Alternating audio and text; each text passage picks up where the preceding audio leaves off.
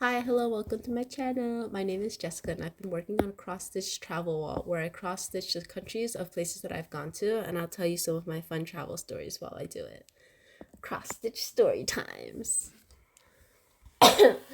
Right now I have Switzerland and Iceland finished, and I'm just about finishing up Italy.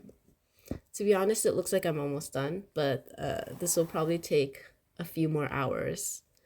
I just want to say first that I'm by no means a professional or even seasoned cross stitcher. I didn't bother watching any tutorials, so if you're looking for videos on how to cross stitch, this is not for you.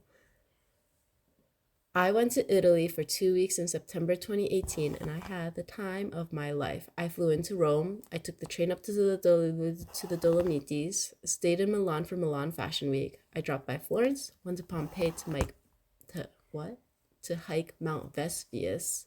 Last minute decided to go to the Amalfi Coast, and then I went back to Rome to fly home to Japan.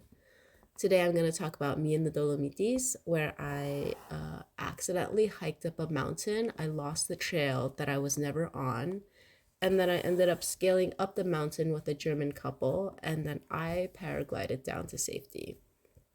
So I'm not really a hiker, but I guess now I am because I always somehow manage to accidentally hike somewhere when I'm traveling.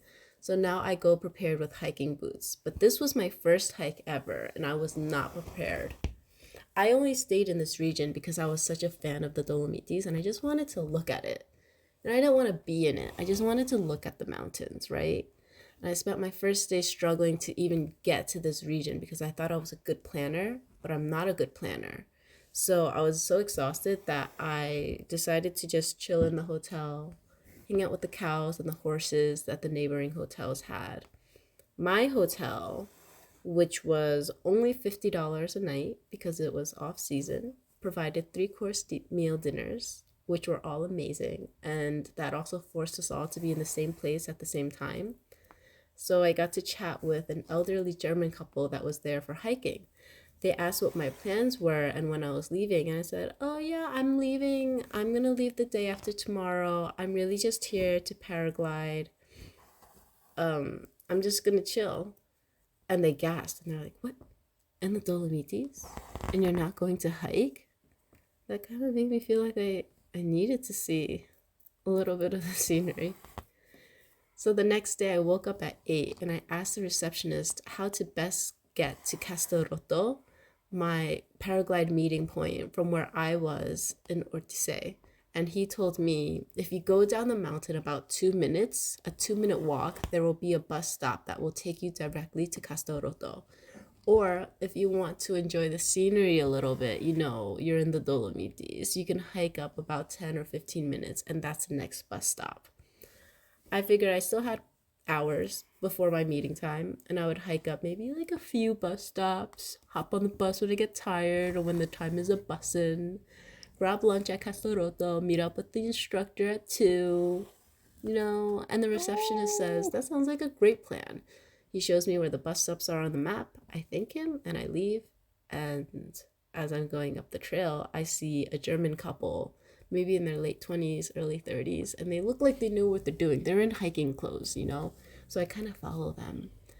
And we turn into the hiking region and we start going up, making note of like the wooden plaques so we know which trail we're on. We don't say a single word to each other, but we see each other, and that's enough acknowledgement for us. I've been to Germany before, I know how it is with them. So as we climb up, in my head, I'm partially racing them, but I don't want to race too fast in case I make the wrong turn and they abandon me. I'm also very out of shape. I'm not in hikeable shoes. I'm in jeans. I have stuff that you wouldn't really bring on a hike, and it's just weighing me down.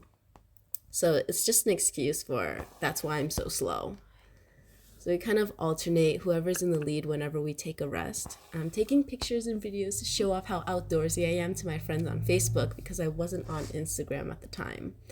And as we continue going up, I'm thinking there's absolutely no way a bus can go here, which was honestly the case as soon as we entered the trail. But I thought maybe there'd be random exits and I would just skedaddle my way out, and that's how I get to a bus stop.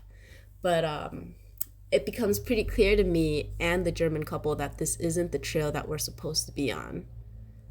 I start taking pictures every few minutes, so like, just in case I fall and die somewhere, someone can find my phone, go into my photos, see my most recent location, find my body, identify me. I don't know. That was the plan.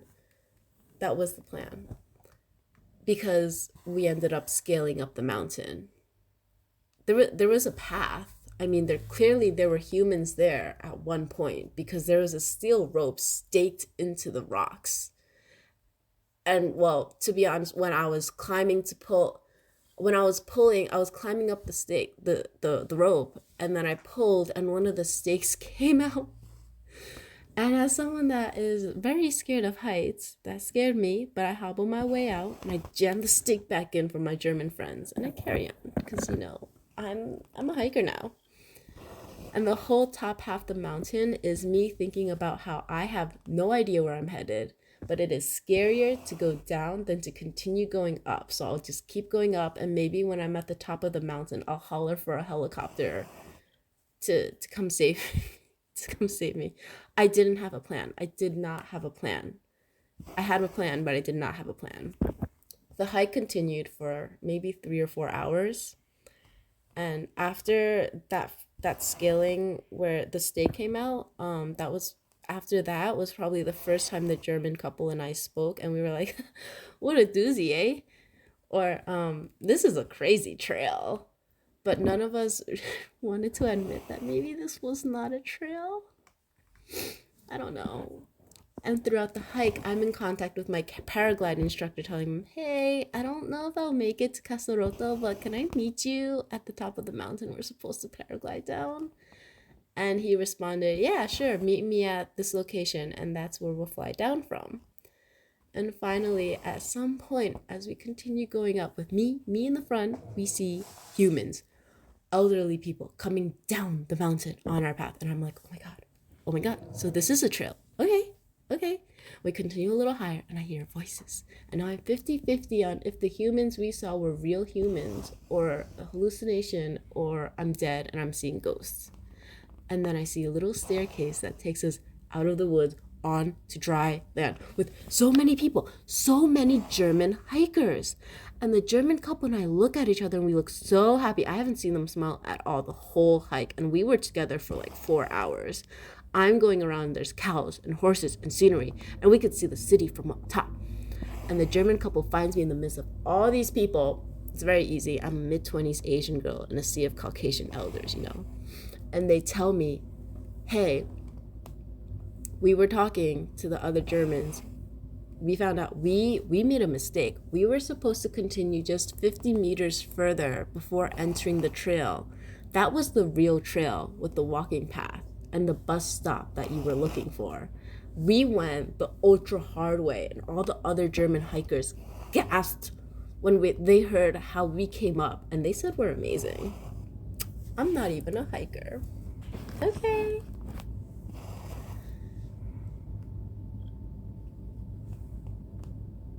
Oh.